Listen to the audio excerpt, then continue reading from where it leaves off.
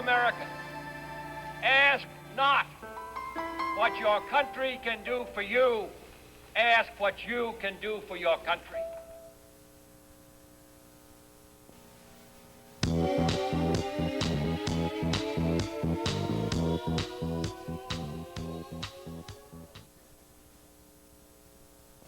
Greetings and welcome to another edition of Inside Politics, the program dedicated to shedding some light on the public issues of the day. My name is Bob Beatty and my co-host is Mark Peterson.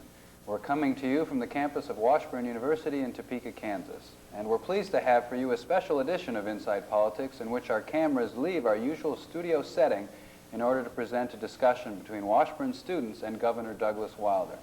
Governor Wilder was the first African-American elected governor in the United States, and so far, the only one. He was elected governor of the state of Virginia in 1990 and served until 1994. Previous to that achievement, Governor Wilder was a member of the Virginia State Senate for 14 years and Virginia's lieutenant governor for 4 years. Governor Wilder also was a candidate for the Democratic nomination for president in 1992. Currently, Governor Wilder is in charge of the National Slavery Museum Project in Fredericksburg, Virginia. We'd like to go now to the tape of Governor Wilder fielding questions from Washburn University students when he visited the campus on February 26th. Mark and I will be back at the end of the half hour for some closing comments. Okay, who's first? John?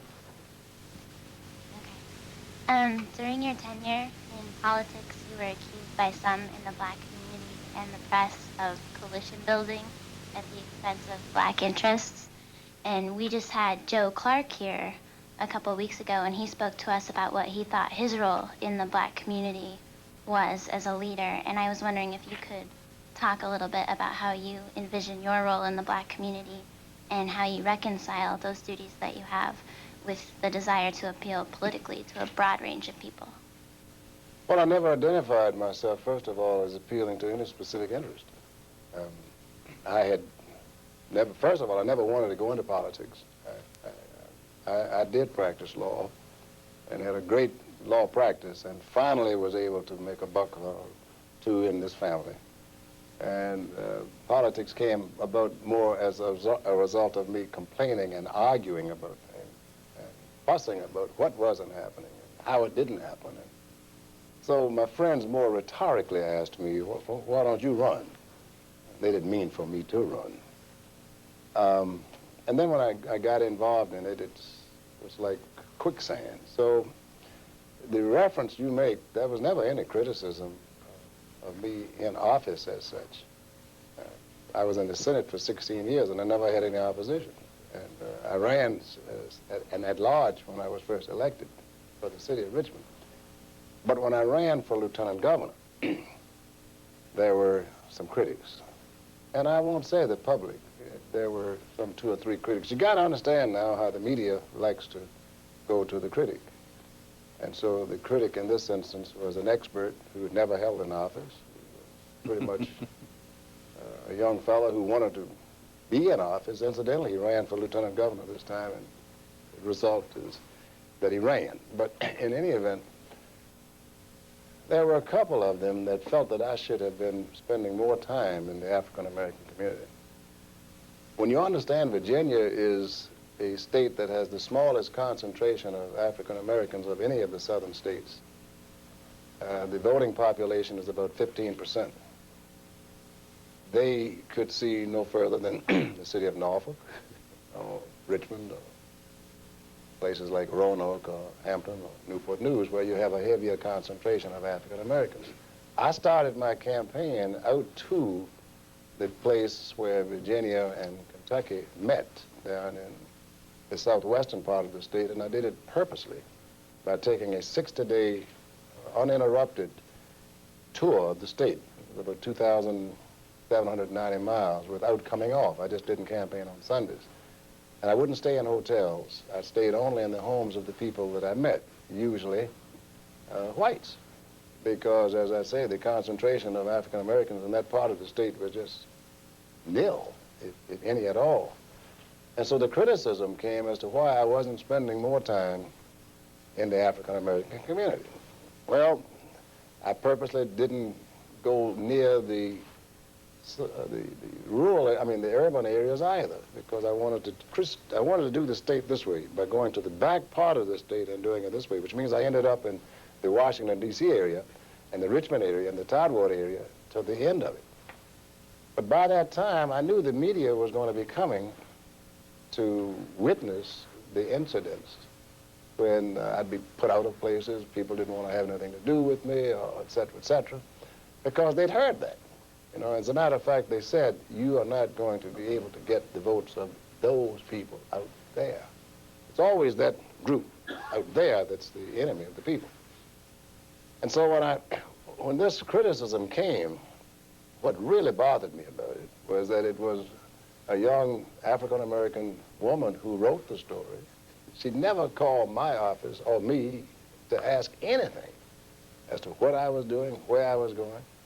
I spent more time and more energy and more effort and more resources in the African-American community than anyone. My ticket mates were so happy that I was because they weren't spending any time, and they were both white. It's more naivete than anything else. This was not from the people. This was not anything that resonated in any critique. My credentials spoke for themselves as to what I was interested in, what I was standing for, and one of the things that caused me to run in the very first instance was that I was able to finally, after 8 years, to get a holiday bill established for Dr. Martin Luther King, Jr. Governor vetoed it. I got it passed again. Another governor would veto it. I got it passed again, and notwithstanding the fact that I had said that this next governor, if we could elect him, he's going to be pushing for the King bill, which he didn't. But we got him elected anyway. He signed it. But that told me that if Virginians are ready to do this, being the first state to legislatively decree a holiday for Dr. King, we'd had governmental proclamations, we'd had mayors, but a legislative enactment in Virginia. I said, Virginia's ready to elect somebody to another office, to a higher office. I never wanted to make history. I never ran to make history. I never felt it was my band or my bit to do. I never felt that I had any extra burden to carry. I felt that I'd been in the Senate long enough to have proven proficiency. I felt likewise that that should be what I should be judged by, nothing else.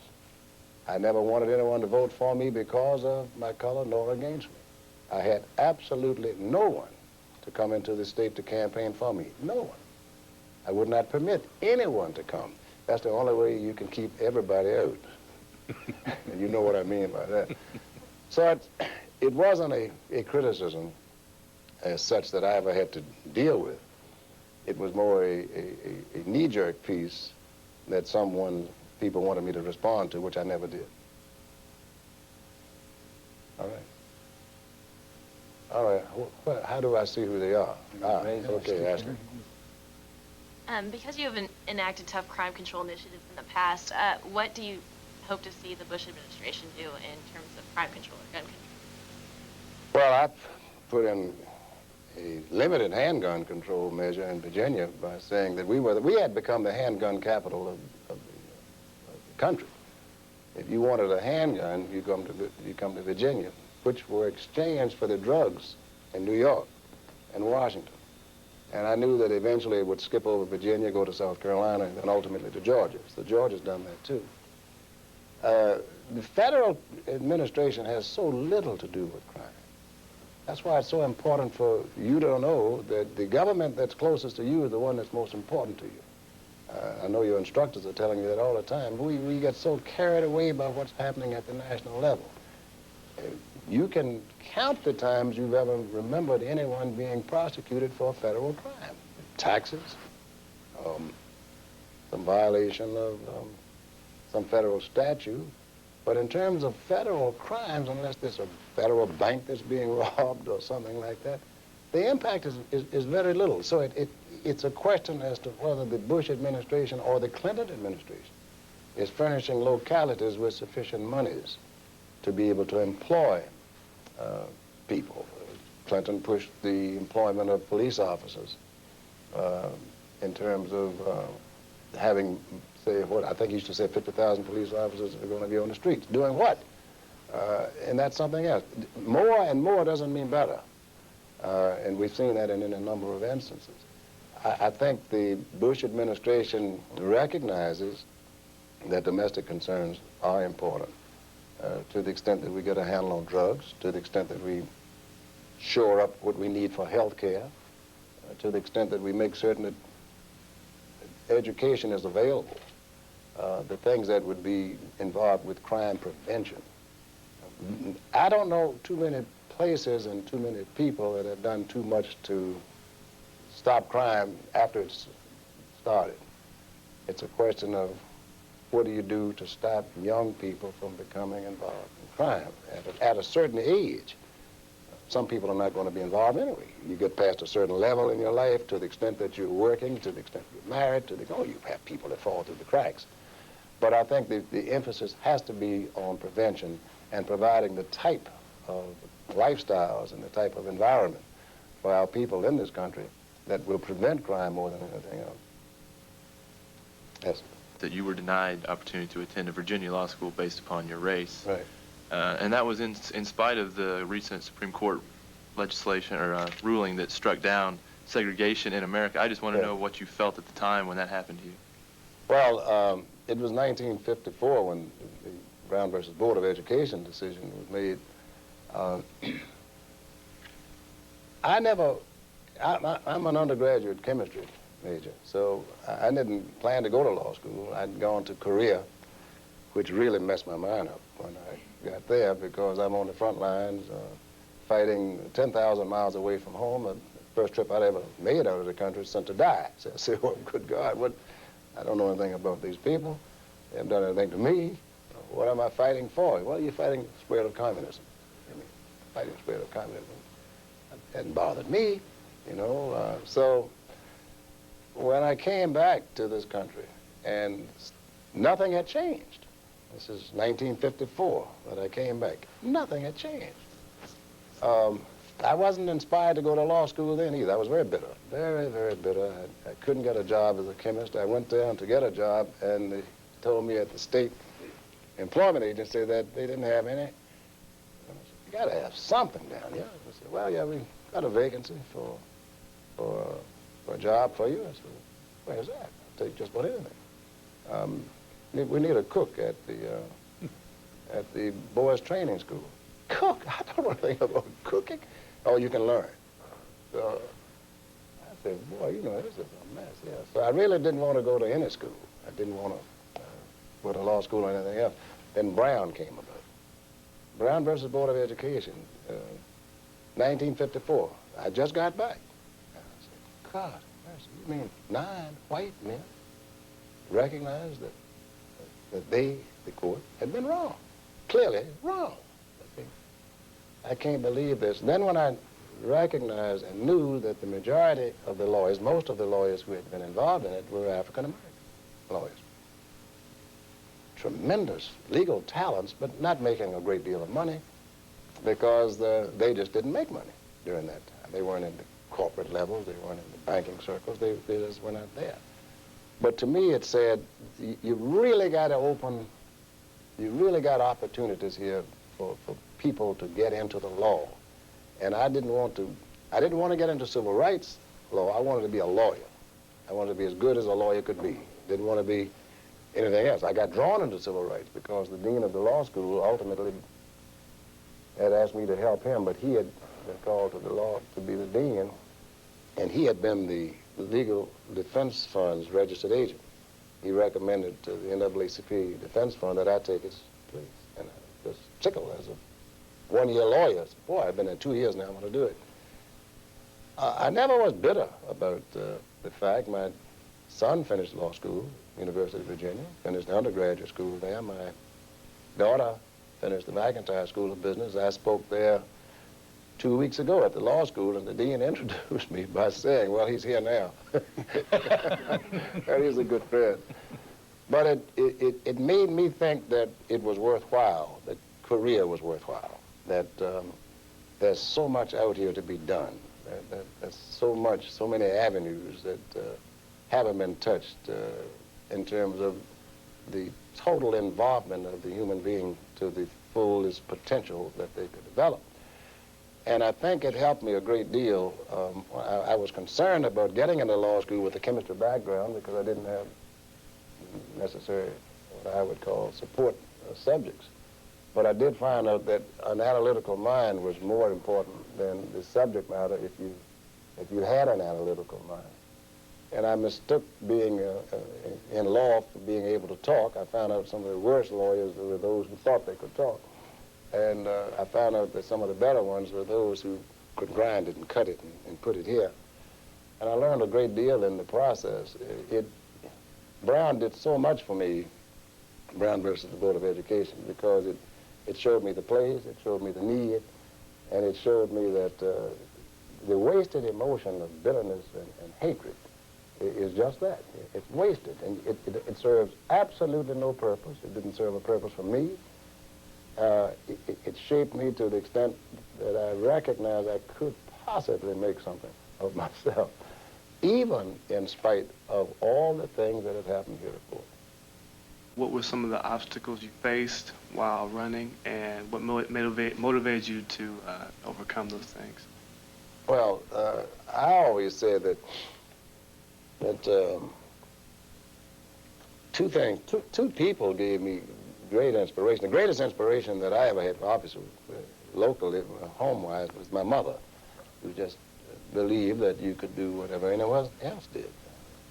But you got to be smart, and you got to stay in school. And she was one of the reasons I finished college. I didn't want to do that because I wanted to finally buy a pair of clothes, or buy a suit or something. See, but then that being the case, when I first ran for the state senate, that had not been occupied by an African American since the brief period of Reconstruction.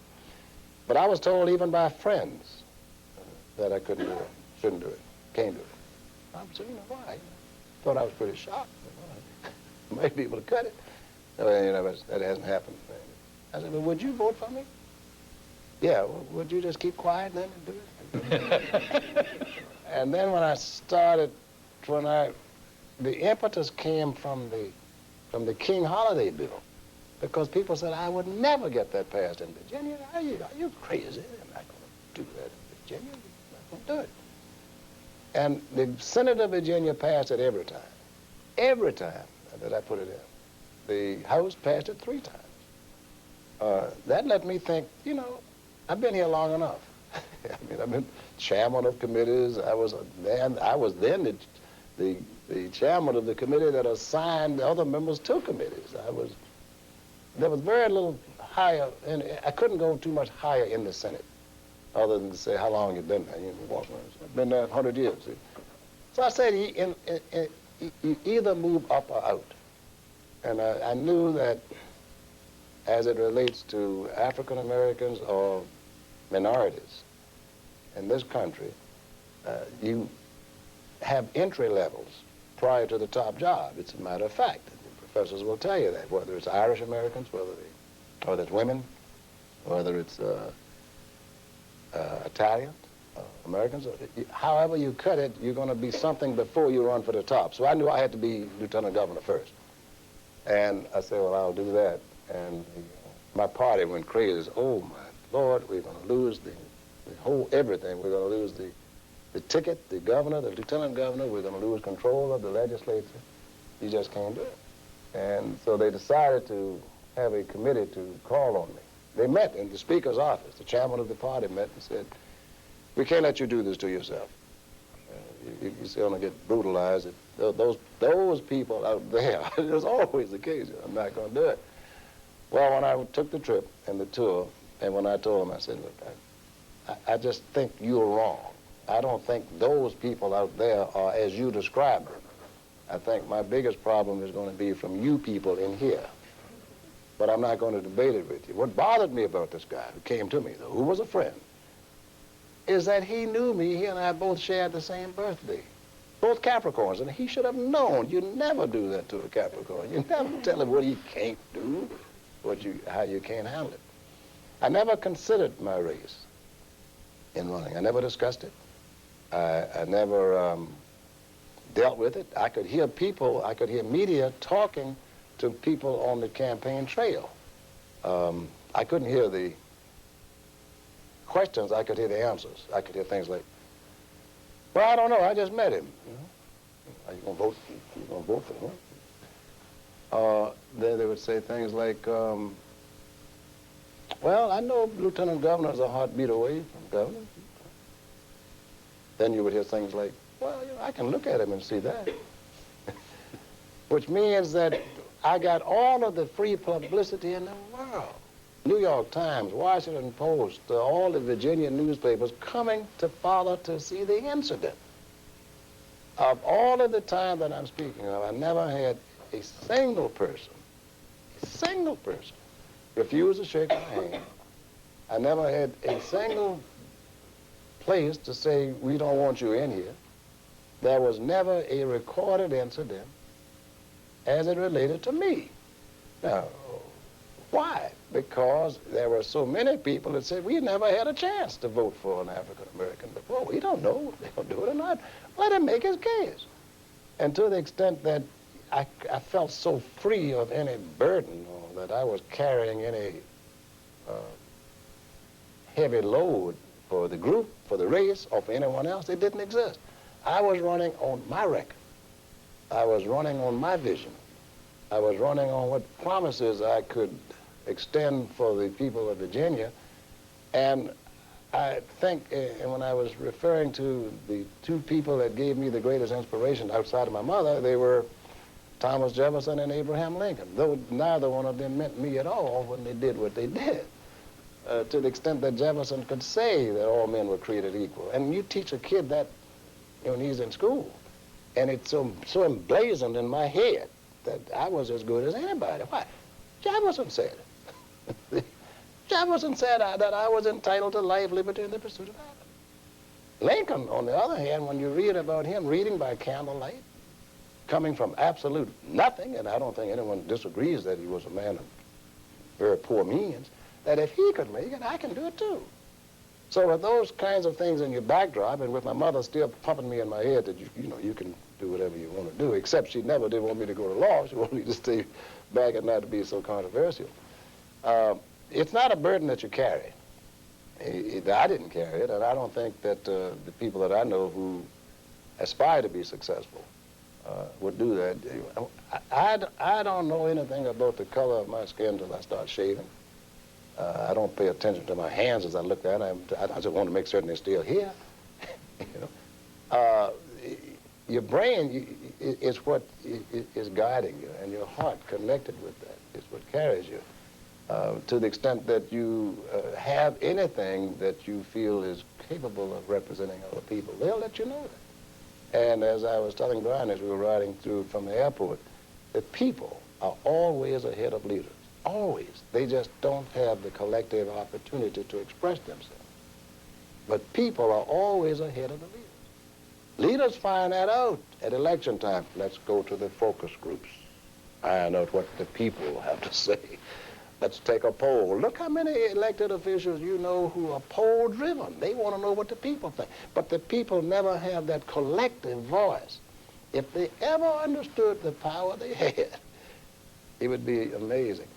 And I always believe that if the average person wants the same thing for themselves as they want for you or you want for yourself, good home, safe streets, good schools for your kids, good opportunities to get ahead, to make a living.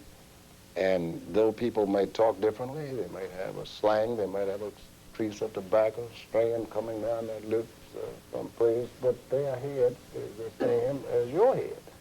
And you can't prejudge them, and if you don't do that, then if you live that way, and if you carry yourself to the extent that you believe who you are, you never have to tell anybody. You don't have to get into it. It speaks more loudly than anything that you say. Can you tell us why you chose to run for president and what the whole ordeal was like? Most educational, and I loved it. I came here in Kansas for a brief period. The people in Virginia hated it. Oh, my God. They said, Because we had a very tough time. We were in a recession. I inherited about a $2.2 billion shortfall. And though I was campaigning on the weekends, which was tough, they felt that I needed to give every moment of time to Virginia problems. So I announced in September that I was running. I announced to the joint session of the legislature in January that I was not running. It was the loudest applause I'd ever had in my life when I said, I'm not running for president anymore. Yay! Friends had come to me and told me not to. And yet I learned a lot, though. I learned more about the American people as I had learned so much about the people in Virginia. Very little difference between the American people. Very little difference. You might have accents, you might have emphasis, one place or another. But the American people are pretty much the same all over. The media coverage of a presidential candidate compared to a gubernatorial candidate is awesome. When you go through the streets, you might have 75 to 100 people walking with you, all media. You know that, don't you? Cameras from everywhere, trucks from everywhere. Every statement that you make is recorded. Everything that you said, you had better be certain as to what you say, because look at the many miscues that you find at the national level. Somebody says, oh, I didn't mean that. Well, you better think about what you say. It's a very enriching experience. I hated to leave out when I did, because I was leading in the polls in Maryland and in South Carolina. And though I was not under any illusion, I never thought that I'd had enough party clout to walk into a convention with a lead. But I could certainly have effected a whole lot of change. Bill Clinton was one of the happiest men in the world when I dropped out. And James Carville says that in his book, that they were as happy when I dropped out as when Mario Cuomo dropped out, for different reasons, but same result. But I learned a great deal. I wouldn't trade the experience for anything. But and I wished I'd had a little more time to do it. But that was then, and that's over. Well, I'm back here in the studio, and joining me is Mark Peterson from the Department of Political Science at Washburn University. Mark, any comments on Governor Wilder's appearance? Yes, Bob, I thought it was really wonderful that we were able to get the governor out to visit with the students and to make a presentation later in the evening at the University Theater. Very impressive individual with a very interesting message to deliver. I hope I look that good when I'm 71 years old. My wife's hoping the same thing. But generally, I thought really a red letter day for Washburn University, and some very interesting insights into politics. Yeah, and a man whose hero is Thomas Jefferson. That's right, and Abraham Lincoln. And Abraham Lincoln. Well, that's all the time we have for today. We'd like to thank Governor Wilder for being with us, and the Brown Foundation and the Washburn Leadership Institute for making Governor Wilder's visit possible. For Mark Peterson and all of us at Inside Politics, I thank you for watching.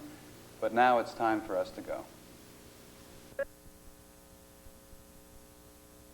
So bear ourselves that if the British Empire and its Commonwealth last for 1,000 years, men will still say, this was their finest hour. And so, my fellow Americans, ask not what your country can do for you. Ask what you can do for your country.